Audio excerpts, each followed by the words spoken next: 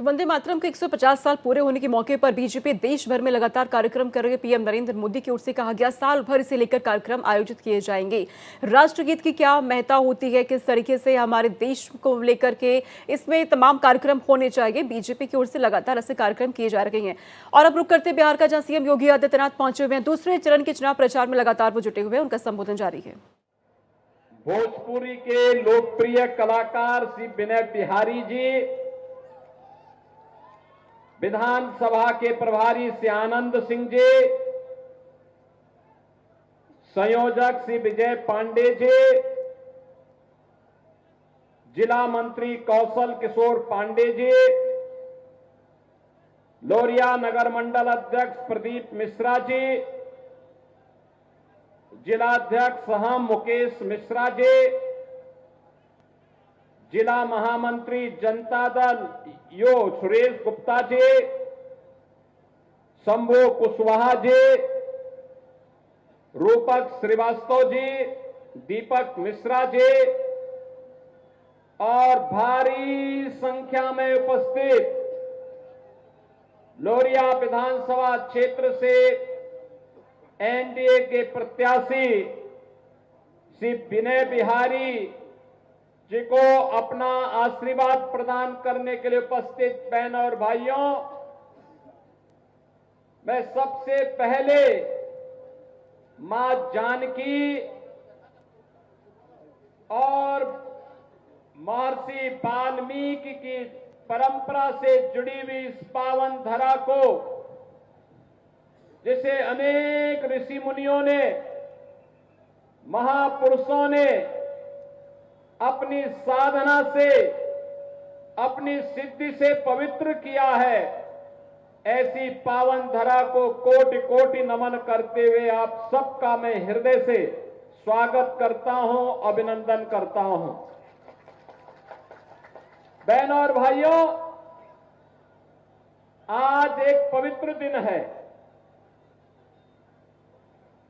भारत का राष्ट्रगीत वंदे मातरम के 150 वर्ष पूर्ण हुए हैं। 1875 में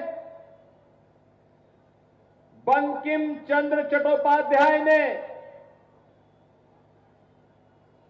भारत की स्वाधीनता के लिए भारत के नौजवानों के मन में भारत की आध्यात्मिक, सांस्कृतिक और राजनीतिक चेतना को एक नई स्वर देने के लिए जिस अमर कृति की रचना की थी, उसका ये अमर गीत बन गया वंदे मातरम, जिसको गाते गाते भारत का नौजवान फांसी के फंदे पर झूल जाता था, लेकिन भारत की स्वाधीनता के मंत्र से कभी भी भटका नहीं। आज उस गीत को रचे हुए 150 वर्ष पूर्ण हो रहे हैं। इस अवसर पर इस गीत के अमर रचयिता बंकिम चंद्र चट्टोपाध्याय की स्मृति को नमन करते हुए उन सभी क्रांतिकारियों और हुतात्माओं को भी विनम्र श्रद्धांजलि अर्पित करता हूं, जिन्होंने वंदे मातरम गाते हुए भारत की आजादी के लिए अपने आप को समर्पित किया। बहनों और भाइयों, ऐसे ही समय में जब एक और अमर कीर्ति वंदे मातरम के रचयिता को हम स्मरण कर रहे हैं, और तब भोजपुरी के एक कलाकार विनय बिहारी के समर्थन में आपसे अपील करने का अवसर मुझे प्राप्त हुआ है। बहनों और भाइयों, भोजपुरी की मिठास कहां नहीं पहुंची है दुनिया के अंदर। दुनिया के बंजर द्वीपों को भी उपजाऊ बनाने का काम किया है हमारे भोजपुरिया लोगों ने। जहां कहीं भी भोजपुरिया संस्कृति गई, भोजपुरी संस्कृति गई, उस क्षेत्र को उपजाऊ बनाने का काम किया है। और बहनों और भाइयों, बिहार की धरती तो मैथिली और भोजपुरी छठ गीतों के माध्यम से वैश्विक पहचान दिलाने वाली शारदा सिन्हा की भी पावन धरा है। शारदा सिन्हा को पद्म पुरस्कार मोदी जी ने ही दिया है। मोदी जी की एनडीए की सरकार ने ही दिया है।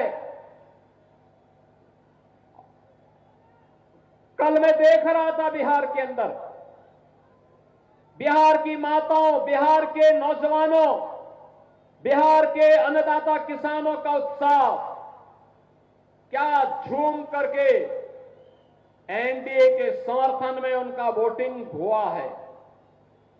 अभिनंदनीय है। 65% मतदान बिहार की धरती में बिहार के नौजवानों के द्वारा। स्पष्ट रुझान है कि फिर एक बार जब 14 नवंबर को जब यहां की ईवीएम खुलेंगी तो फिर साकार होगा कि फिर एक बार एनडीए सरकार